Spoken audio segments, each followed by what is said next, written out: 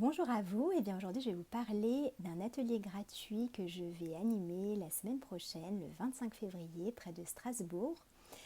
Et j'ai été en fait invitée par l'association Histoire de bien-être qui œuvre pour le soutien à la maternité et à la parentalité en général et qui propose des ateliers de portage, des ateliers de soutien à l'allaitement et des ateliers de massage bébé.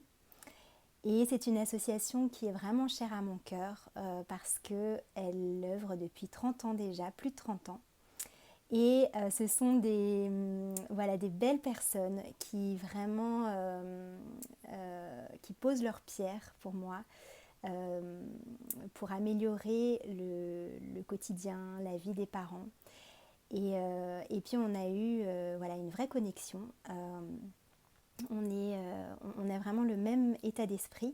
Donc c'est vraiment avec beaucoup de joie que je propose cet atelier. Et donc à qui s'adresse-t-il? Eh bien, il s'appelle devenir le parent que l'on souhaite être.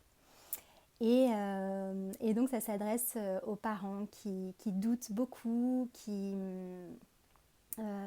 ont cette sensation de vivre dans un chaos permanent et qui ont envie en fait de prendre les choses en main, d'arrêter de subir et d'agir en fait pour pouvoir faire autrement que toujours tourner en boucle autour du rapport de force, de la menace, la punition, voire la fessée et qu'après le parent se sente hyper mal de la situation et qu'il aimerait faire autrement mais qu'il n'arrive pas et que les schémas se répètent, se répètent, se répètent. Et que d'un côté, les livres ils disent de faire ci, ça, ça et ça, mais en fait rien ne fonctionne et le chaos semble euh, grandissant.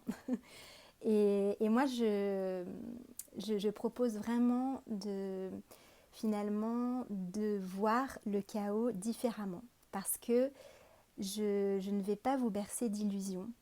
Le chaos sera toujours là et simplement je propose de voir le chaos différemment, de peut-être plus l'aimer, qu'il soit plus léger, qu'il y ait des moments de joie et, euh, et que la perception et la sensation de ce chaos soient différentes finalement. Et parce que oui, une vie de famille, ça reste très très riche et très intense. Et donc moi, je vais vous partager 3 piliers essentiels que j'ai pu expérimenter. Donc pour moi, le premier pilier, c'est l'état d'esprit. Donc un état d'esprit, c'est de finalement se voir comme un parent explorateur. Il n'y a pas d'éducation parfaite, il n'y a pas de réponse parfaite, il n'y a pas d'outil parfait qui va faire que l'harmonie dans la famille va s'installer. Il y en a, il y a des outils, il y a des pistes, il y a des solutions, il y en a, mais ça va être pour chaque situation, à chaque moment de vie, pour chaque âge de vos enfants. Et de devenir un parent explorateur va vraiment changer la façon d'appréhender les choses. Et ce n'est pas une recherche de performance et d'avoir une vie de famille parfaite, mais bien de tâtonner, de chercher. Et il y a aussi dans l'état d'esprit de prendre les choses en main. C'est hyper important en fait parce qu'il y a beaucoup de personnes qui vont se plaindre parce que ça ne va pas comme ils aimeraient que ça aille. Et c'est vrai que c'est plus facile en fait de rester dans quelque chose qu'on connaît, quelque chose qui est un peu de l'ordre de l'automatisme et finalement ça demande un réel effort de se mettre en action, d'aller chercher des solutions ailleurs et donc c'est cette mise en action aussi qui est hyper importante dans l'état d'esprit parce que les choses ne pourront pas changer. Elles ne pourront pas changer grâce à juste une lecture ou des choses ponctuelles en fait. Ça va être un moment où il va falloir choisir de prendre ce temps et cette énergie pour changer sa relation avec son enfant. Et ça ne peut pas se faire autrement selon moi, hein, que voilà, de se focaliser là-dessus un temps. Le deuxième pilier, c'est le rapport à soi. Alors si je peux vous faire gagner du temps, c'est vraiment mon intention. Parce que quand mon aîné était jeune, quand il avait 2-3 ans, j'étais, je pense, à la recherche de quelque chose qui allait fonctionner, qui allait m'aider à enfin faire qu'il puisse m'écouter. Et, et finalement, en fait, je crois que j'ai passé beaucoup de temps à vouloir changer mon enfant, transformer mon enfant. Et en fait, j'ai réalisé que c'était en me regardant moi, en me regardant en face, en regardant mes réactivations, ma colère, mes émotions qui étaient fortes en fait, que c'était bien par là que ça allait passer.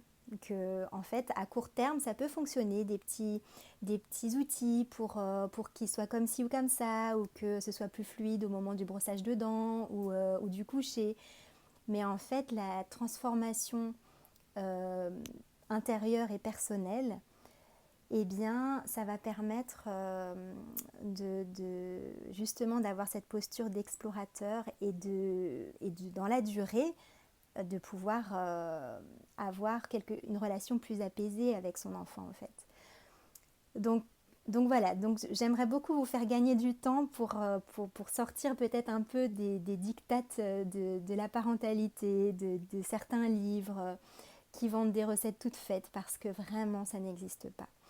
Et le troisième pilier, c'est la relation à son enfant. La relation à son enfant, elle est tout aussi importante, évidemment. Et ça va se faire en fait en parallèle avec ce regard intérieur, cette posture et donc pouvoir nourrir la relation avec son enfant, pouvoir prendre un temps en fait pour réfléchir, mais en fait qu'est-ce que j'aime faire avec lui, qu'est-ce qui me ressource en même temps qu'il le ressource. Et donc ça c'est les 3 piliers principaux que je vais développer dans cet atelier.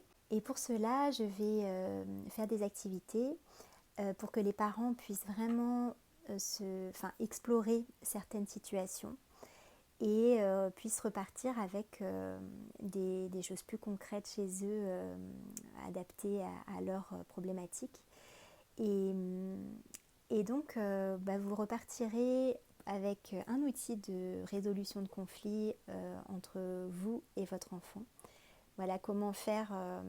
Il y a différentes étapes et différentes choses en fait à prendre conscience aussi pour que ça se fasse de façon plus fluide, ou en tout cas que ça puisse éclaircir un peu la direction à prendre pour que ça puisse se résoudre. Vous allez repartir avec un élément aussi qui va vous nourrir dans votre quotidien, qui sera adapté à vous, à votre personne, à ce que vous aimez. Et vous allez partir avec des idées, plein d'idées de comment nourrir la relation avec son enfant, des idées de jeux, des idées d'activités, de choses à faire pour vraiment faire plus émerger de la joie et de la complicité en fait avec votre ou vos enfants.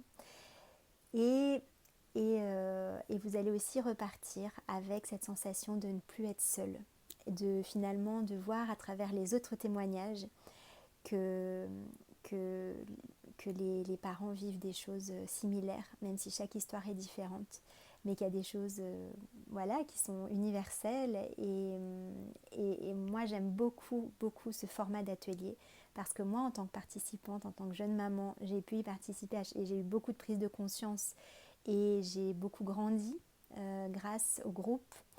Et je vois les parents qui viennent dans mes ateliers, je vois cette magie dans leurs yeux,